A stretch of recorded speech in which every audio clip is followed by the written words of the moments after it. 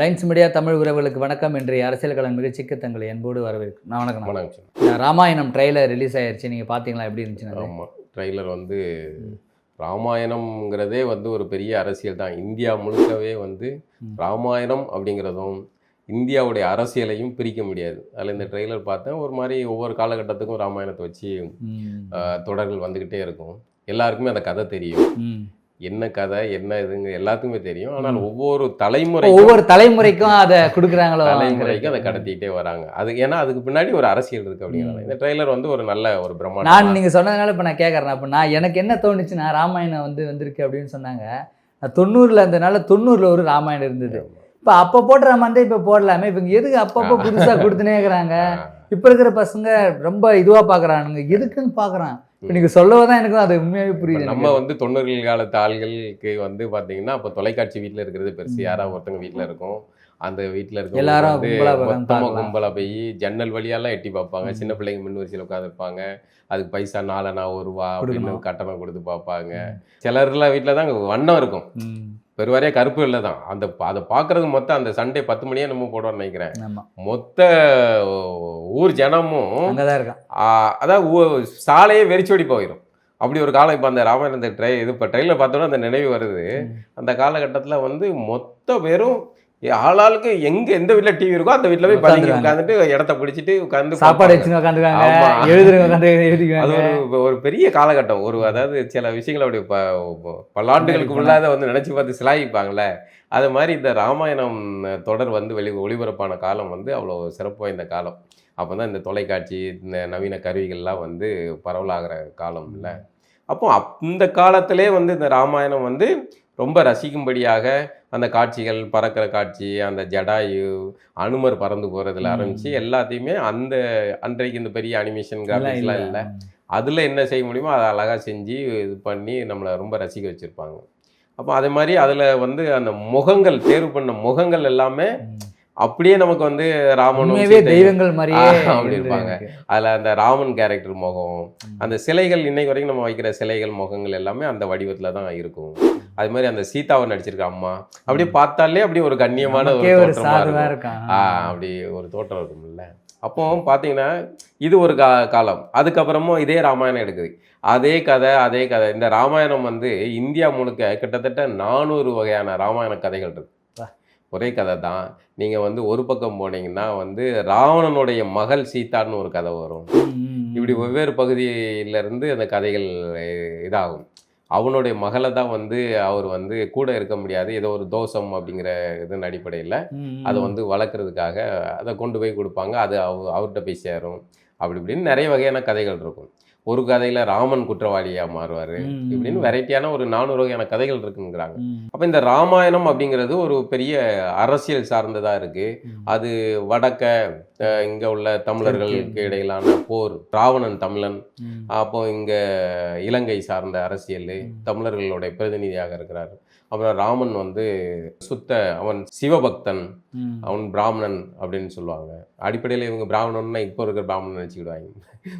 இந்த நிலை அது வந்து தமிழ் பிராமணன், அவன் சிவபக்தன் அப்படிங்கிறதுனால அப்படியே ஒரு பக்கம் ஒரு அரசியல் போகும்.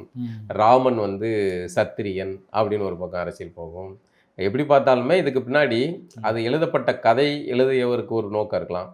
பின்னாடி ஒவ்வொரு காலகட்டத்துக்கு பின்னாடி அதை வச்சு ஒவ்வொரு காலகட்டமும் அதை மேம்படுத்திக்கிட்டே வருவாங்க, அப்டேட்டே ஆகிட்டே வருவாங்க. அப்போ இதுக்கு பின்னாடி இருக்கிறது ஒரு அரசியல். இன்னொன்று, இந்த ராமன் கதாபாத்திரம் தான் இங்கு வந்து ஆட்சி அதிகாரத்தை பிடிப்பதற்கு முக்கியமான காரணியாக இருந்தது. பிஜேபி இன்னைக்கு அன்றைக்கு நாடாளுமன்றத்தில் 1-2 பேர் இருந்த அந்த பிஜேபியுடைய நிலை ஒரே ஒரு பாபரி மசூதி, அயோத்தியா ராமர் கோயில் கட்டுமானம் அப்படிங்கிறத வச்சு அரசியல் செய்யப்பட்ட பிறகு, அதுக்கான ஊர்வலம் நடத்தப்பட்ட பிறகு அது ஒரு முக்கியமான அரசியலாக மாறி ஆட்சி அதிகாரத்தை வந்து கொண்டு வந்து கொடுக்குது. மற்ற எல்லாருக்குமான உணர்வுகளை, மத உணர்வுகளை இதை வச்சு தூண்டுறாங்க.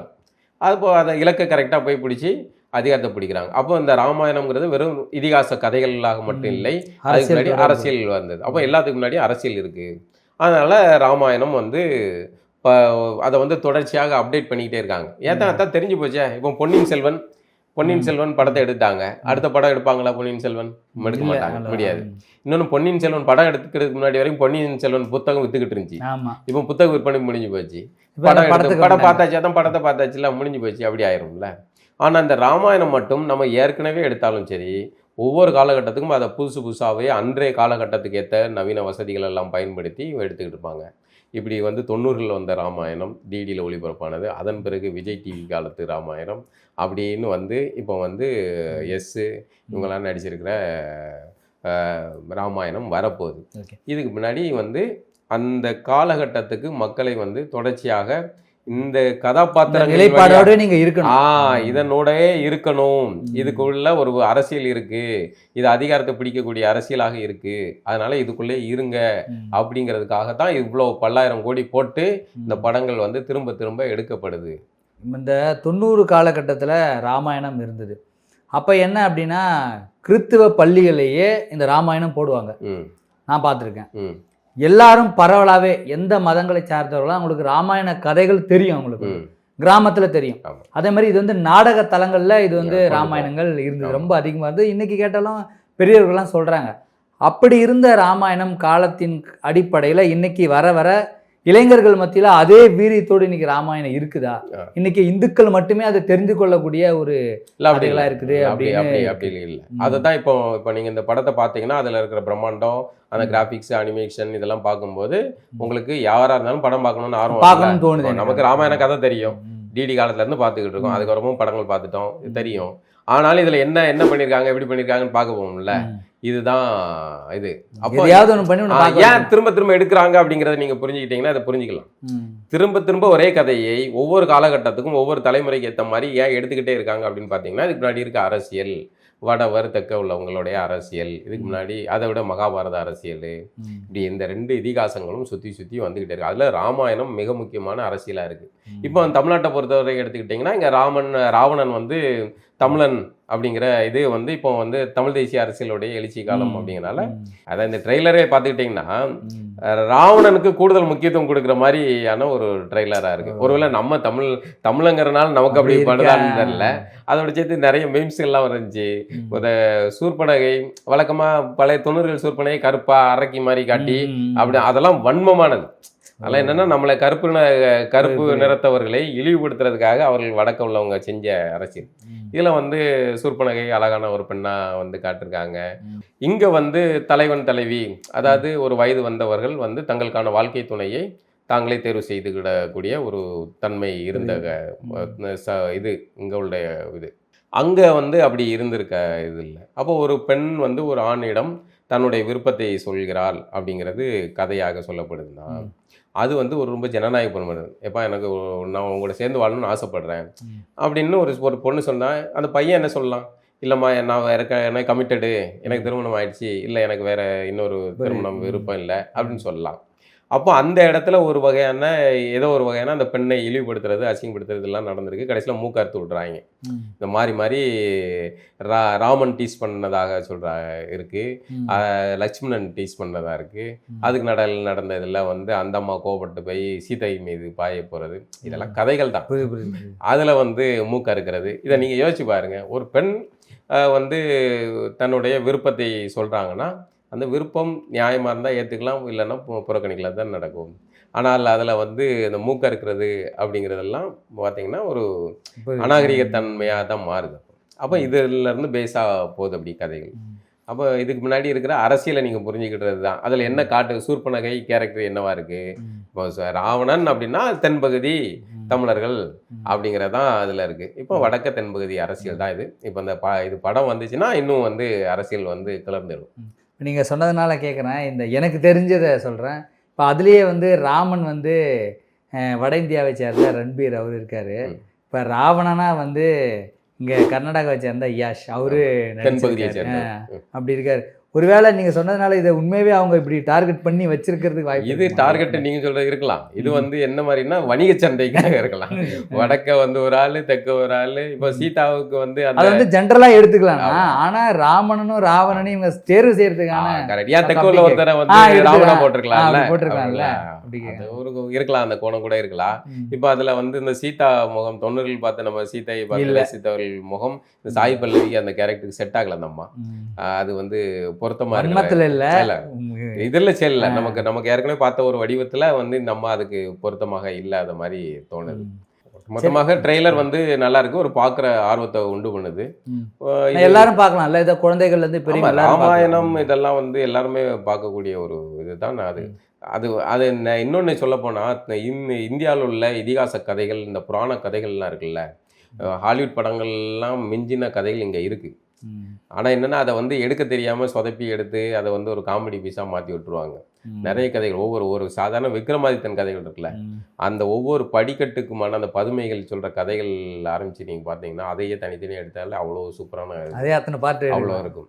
அவ்வளோ இதிகாச கதைகள் இருக்குது. நம்மளுடைய எழுத்தாளர்கள், அன்றைய காலத்து எழுத்தாளர்கள் வந்து அவ்வளோ இதானது. அது கம்பன் இங்கே வந்து அதே ராமாயணத்தை வர்ணித்து அவர் எழுதுகிற ஒரு நடை அப்படின்னு நிறைய கதைகள் இங்கே வந்து கொட்டி கிடக்கு.